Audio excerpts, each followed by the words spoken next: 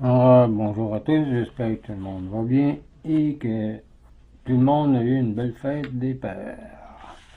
Donc, on va poursuivre aujourd'hui avec l'étude de Saint François. On est rendu aux sources de l'idéal de Saint François.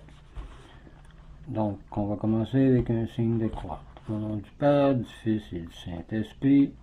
Amen. Source de l'idéal de Saint François. Son amour de Jésus.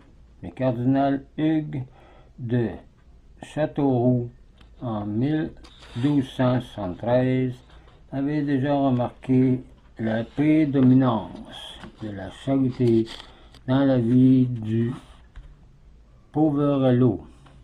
Après avoir décrit dans un sermon adressé aux frères mineurs l'austérité de leur pauvreté, il ajoutait: ce n'est pas par littérature ou la science que le bienheureux François a trouvé un pareil genre de vie. C'est par la ferveur et la dévotion de sa charité, car seule l'ardeur de la charité peut conduire à un tel degré de renoncement. À la suite de Thomas de Célano et de Saint Bonaventure, il n'est aucun historien de Saint François qui n'ait signalé la véhémence de son amour pour Dieu. Les frères qui ont vécu avec lui savent comment chaque jour il leur parlait de Jésus et la source du lumineux amour qui remplissait son âme s'écoulait au dehors en bouillonnant. Jésus était dans son cœur. Jésus était sur ses lèvres, il était dans ses oreilles, et même dans ses yeux, dans ses mains, dans tous ses membres. Oh, combien de fois à table, pensant à Jésus, entendant ou prononçant son nom, lui arriva-t-il d'oublier son repas. Souvent aussi dans ses courses, méditant et chantant Jésus, il s'arrêtait et invitait à le louer toutes les créatures. Et parce que, avec ce merveilleux amour, il conservait et portait toujours dans son cœur le Christ, Jésus crucifié. Il a été marqué entre tous de son sceau glorieux, comme c'est marqué dans 1 Célano 115. Il était transporté, dit à son tour Saint Bonaventure, d'un si fervent amour pour le Christ et son bien-aimé, lui rendait un amour si familier qu'il sentait ainsi qu'il la voit à ses compagnons la présence du Sauveur, comme s'il l'avait eu réellement devant lui. Tout lui rappelle la personne du Maître divin, l'agneau qu'on porte à la boucherie et qui va nous sauver. Comme c'est marqué dans 1 Célano, point 77.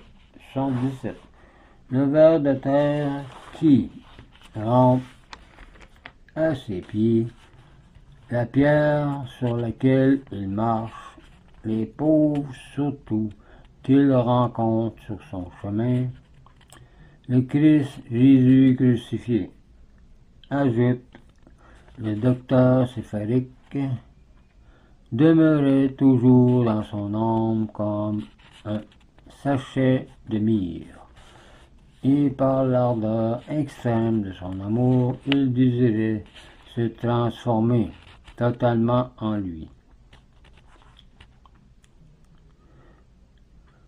L'amour de Dieu, et plus spécialement de Jésus, devient ici la raison dernière de tous ses actes, de sa grande détermination de se consacrer à la vie active, de la prédication et de ses retraites dans les solitudes, de sa pratique des vertus, de pauvreté si rigoureuse, d'humilité si sincère au milieu des plus pénibles contradictions et de charité si large et si tendre de ses voyages pour l'évangélisation des infidèles et de sa soumission à l'Église.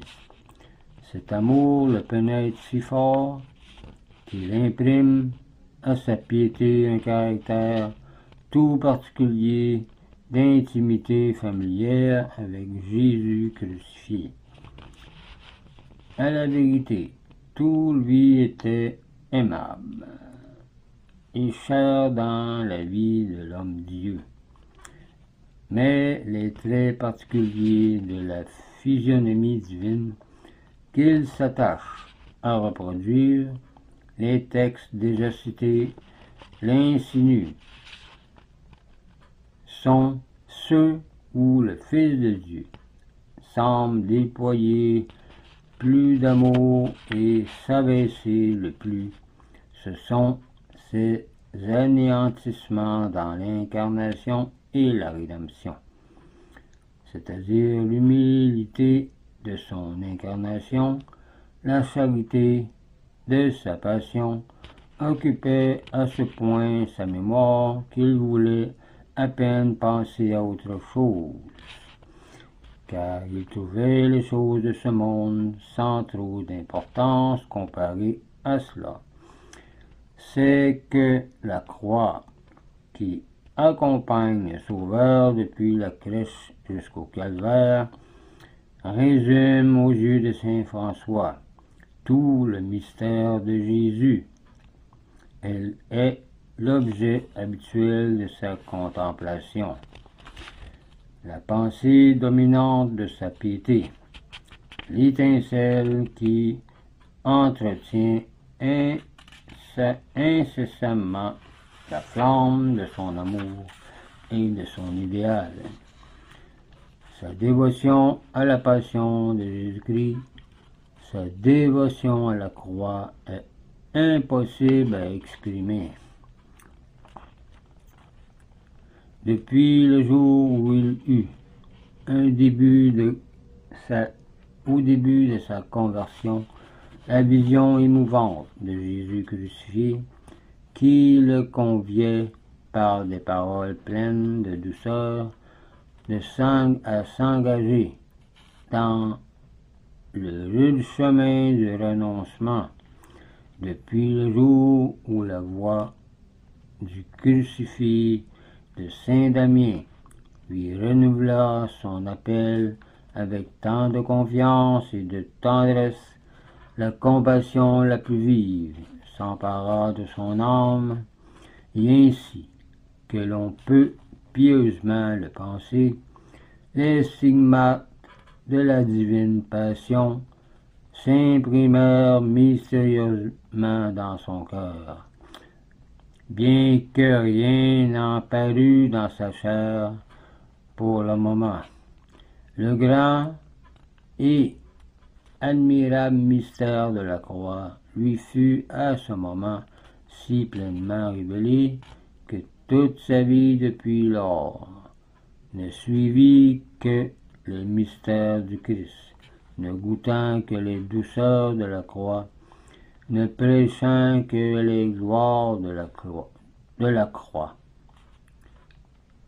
La voie suivie par saint François, dit ailleurs saint Boniface, saint Bonaventure, n'est autre qu'un très ardent amour de Jésus-Christ.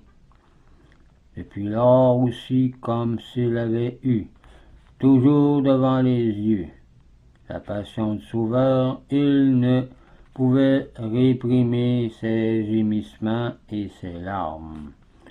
Il composa en son honneur un office que sainte Claire se plaisait à réciter. Dans ses transports de joie spirituelle, il chantait en français les louanges de Dieu, et toute cette jubilation se révélait ensuite en larmes abondantes de compassion pour le Christ. Je vous mettrai toutes les références dans la description. Le fameux chapitre de la joie parfaite, qui fut peut-être inspiré à l'auteur des Actus par la 5e admonition de saint François. Ce chapitre si goûté et si peu compris, car on n'y voit d'ordinaire qu'une délicieuse page de littérature, est en réalité une forte leçon d'amour de la croix. Et se termine par ces mots de saint Paul, qui sont devenus la devise de l'ordre franciscain. Cette devise se trouve dans Galates 6, verset 14. On pourrait la lire.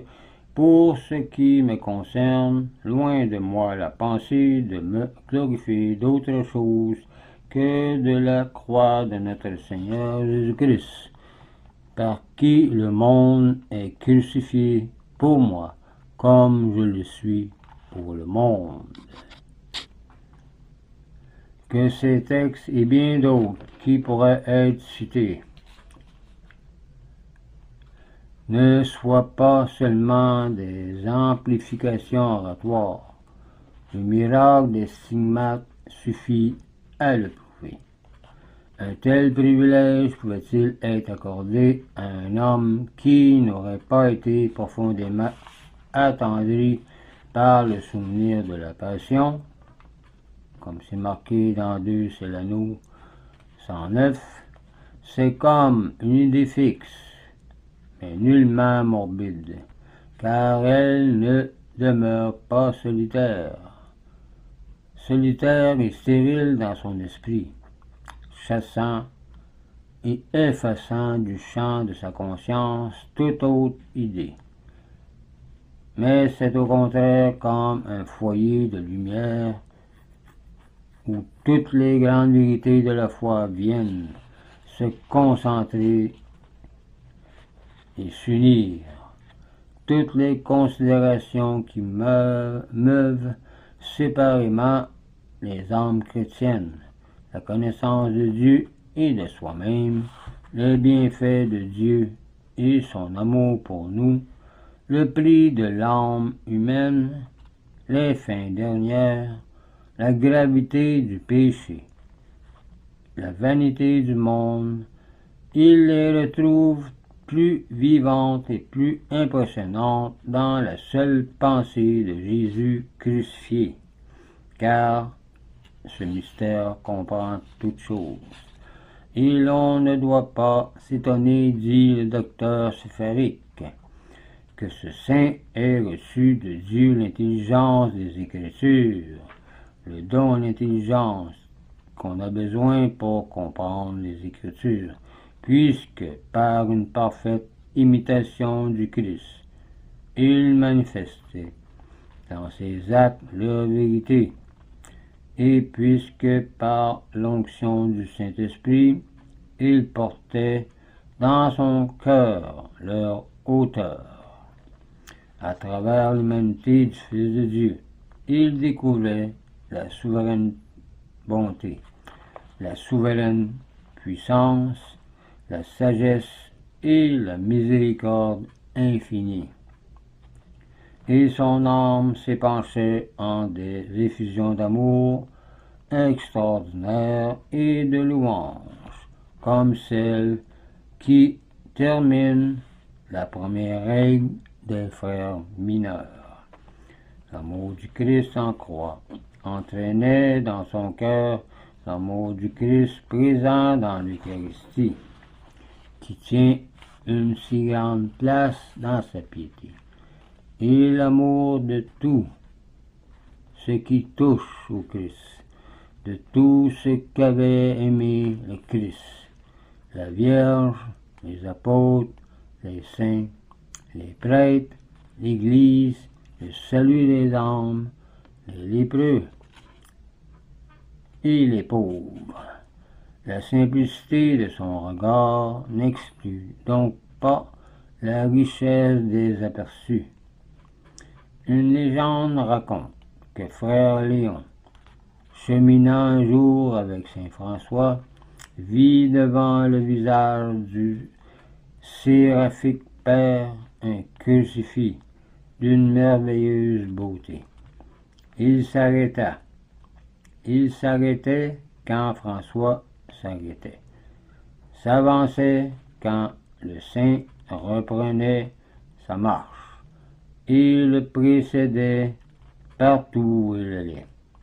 Tel était son éclat que le visage de François en resplendissait, et qu'aux yeux des frères Léon, toutes les choses environnantes se transfiguraient dans sa lumière.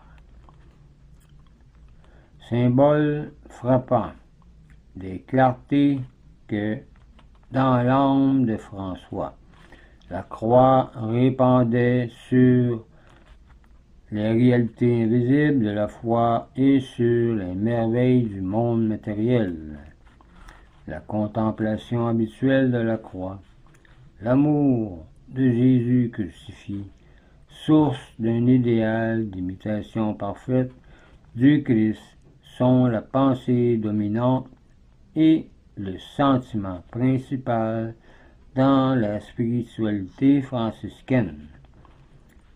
La piété de saint François, c'est la sublime piété des saints que l'auteur de l'Imitation définit en ces termes. Si tu ne sais pas contempler les mystères les plus élevés, repose-toi dans la passion du Christ et habite volontiers dans ses plaies sacrées. Voir le livre 2, chapitre 1 de l'Imitation de Jésus-Christ. La passion du Christ, il est vrai, fut, durant tout le Moyen-Âge, le grand attrait des âmes pieuses. Ô Seigneur, c'était écrié saint Bernard, qui me consolera de t'avoir vu suspendu à la croix. En dehors de Jésus, disait-il encore, je ne puis m'intéresser à rien. Sans lui, la vie n'a plus aucun sens pour moi. Mon regard le cherche partout et le découvre en tout. Comment pourrait-il en être autrement? Avant lui, saint Augustin avait dit que celui qui a été suspendu à la croix, pour vous, soit tout entier fixé dans votre cœur et vos pensées. Mais il ne semble pas qu'aucun saint depuis saint Paul ait fait du mystère de la croix une contemplation plus continuelle et plus ardente, en a été aussi profondément remué au point d'emporter dans sa chair les stigmates visibles et n'en est poussé plus loin les conséquences pratiques, comme saint François. Ce sera tout pour aujourd'hui, pour cette vidéo. La prochaine fois, on va parler du rôle de la charité et de la pauvreté dans la spiritualité franciscaine. Donc, je vous laisse là-dessus, je vous dis au revoir et union prière.